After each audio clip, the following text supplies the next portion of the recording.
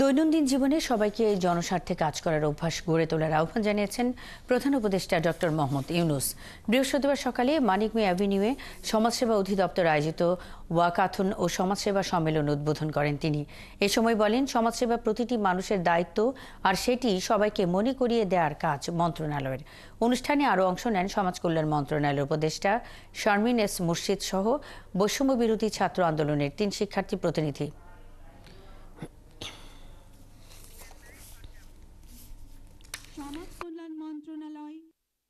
সমাজসেবা প্রতিটি মানুষের দায়িত্ব। মন্ত্রণালয়ের কাজ হলো আমাদেরকে স্মরণ করিয়ে দেওয়া, পাছে যেন ভুলে না যাই, এই দায়িত্ব থেকে আমরা দূরে সরে না যাই।